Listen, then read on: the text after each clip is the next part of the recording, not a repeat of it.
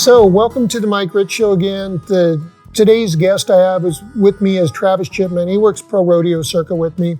He's also an EMT instructor. So we thought we would just do a basic first aid kit that all you people traveling down the road or living on a ranch can do. So Travis, I want to touch base with you on the EMT side. What can you recommend to people, or what have you learned in your experience to help rural America?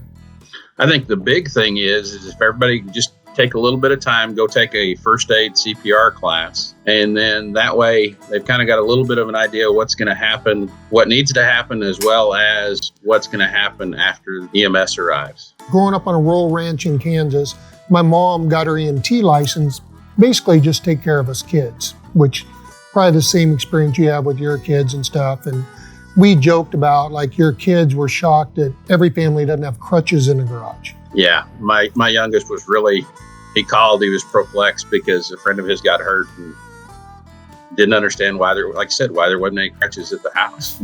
He figured everybody in America did that. So this first aid kit, which I have kind of spewed on the table, and they'll put it up on the screen, but I don't think we need a ton of stuff to do basic care. No, you don't. Direct pressure on something that's bleeding is going to do 99% of what we need to do. People laugh at me because, yeah, we have maxi pads here and tampons, which everyone thinks is unique to a first aid kit. But if you slap a maxi pad on and take some vet wrap over it, you can get somewhere and stop the bleeding. Right. And that's the major thing, is if we can stop the bleeding, we can control it. That gives us time to get that patient to definitive care. Definitely true. And the other unique things in my first aid kit, which a doctor that does wilderness medicine that I met years ago, he says pack a condom, which, right or wrong, I love my wife, she doesn't have to worry, but yeah, because it'll work as a temporary blood flow restrictor if you want to stretch it around an extremity, tighten it down. It'll also work to carry water. So it's got multi-purposes. Much like the Tampax is great for a bloody nose, which we can't get to stop. I keep tampons in my kit all the time when I'm covering events, just for that exact reason.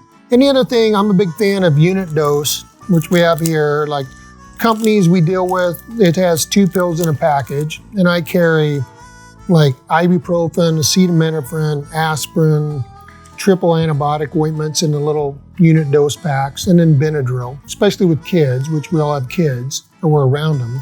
Benadryl is always good. The other thing on here I strongly agree, buy good Band-Aids. Like I'm partial to Coverlet because they're stretchable and they stick. And there's nothing worse than a cheap Band-Aid that once you put it on, the next thing you know, it's falling off. The other thing in here, like there's wound wash that we talked about just to irrigate something. Sam splint, which this is just as an alumiform splint, which you can mold to a wrist or an ankle or whatever, wrap it on with vet wrap. And it kind of immobilizes the hurt appendage until we get to better care. The other thing in here, like I have liquid tears, which is to irrigate your eyes. And I also have super glue. Don't mistake the two. Don't squirt super glue in your eyes. And the other thing, which a lot of people find interesting, is I carry fishing string, which Travis, you want to talk about that while I dig it out? Well, you can use the fishing string to help remove, if you needed to, a stinger from a wasp sting. And then the other thing I'll use it on is to drag it across an eyeball to kind of just get any debridement out of there because it won't scratch the cornea. But like a stinger with a bee or something, it's way better. And a lot of people make the mistake when they get stung by a honeybee, they pinch it and then it injects all the venom in. Or if you can take a piece of fishing line or a pocket knife and just scrape it off, you won't have as much pain involved with it. You talked about the Benadryl a minute ago for kids, but even adults that get stung by bees are exposed to an antigen that they're not used to. You never know how someone's going to react. So there are the things on there, like, and I carry a roll of cheap duct tape. Not a big roll, just a little one. But like you talked about, or we discussed with like an eye patch, when you have a scratched eye, we need to cover it, kind of stop. You can use the maxi pad with and/or duct tape just to cover it to give the eye a break. And you can also, that duct tape, if you've got a wound that's bleeding severely, you can use it to go out, cover over the top of the gauze to help add more compression to it. And in one of my bags, I have steri strips in there on the back, wound closure things. But a piece of tape, whether it's athletic tape or duct tape, anything you can do to approximate the wound until you get care is going to be good. And here's one, glucose tabs versus a Snickers. What's your take on that?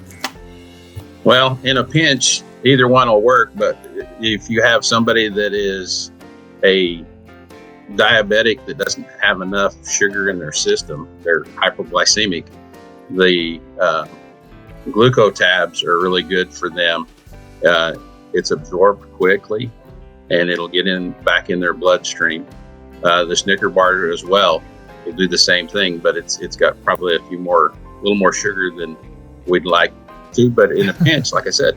My biggest problem with the Snickers bar is my kids find them. So they won't eat the glucose tabs, but they'll find my Snickers bar in the bottom of my truck every day. I can see that I would probably sneak the Snickers bar myself. Oh, one thing I was going to ask you about tourniquets, Trav. They were big when I was early in my career, and then they went out of vogue, but now they're back in.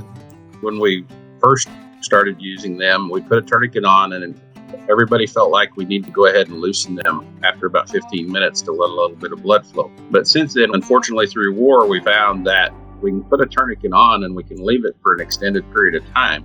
Soldiers in the field have had major wounds, had to have a tourniquet on, and they've had to be shipped for maybe an hour or 2 hours. They found that that tourniquet does not cause the complications that they originally thought. If you loosen a tourniquet up, you increase that blood flow, and if the patient's already losing blood, they're going to lose that much more. So it's one of those trained things that you can be trained on in a basic first aid course.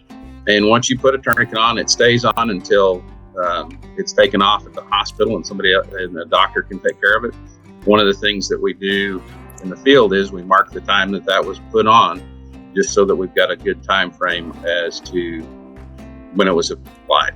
Tourniquets, I would highly recommend do a first aid course, do some more extensive training, because my tourniquets, which Travis drives a lot of my trucks too, we have a tourniquet in there, but I also have a Sharpie in it. So if I come up on a motor vehicle accident or something, I got to do a tourniquet, a black Sharpie writes the time that I put it on. And I suck at military time, but I try to remember it for that. It's pretty easy. I like to, when I put that time, I don't put it next to the tourniquet. I actually put it on their forehead so that it's the next person that sees that patient sees that there's a tourniquet there and starts looking. That's true. Or write it somewhere it's easily presentable on a t-shirt or whatever they have on. Yep. So I think Travis and I will get you this list, and then we will get a place where you can order the Travis Mike redneck first aid kit, for lack of a better term. Whether Travis wants to package them and mail them out, or we have someone else do it, but it's pretty simple and it fits in a gallon Ziploc. So thanks, Trav. Appreciate your time today. Appreciate you coming online. Oh, you're welcome. Enjoyed it. Thank you. All right. Thanks, Trav. Have a great day. Yep, you too.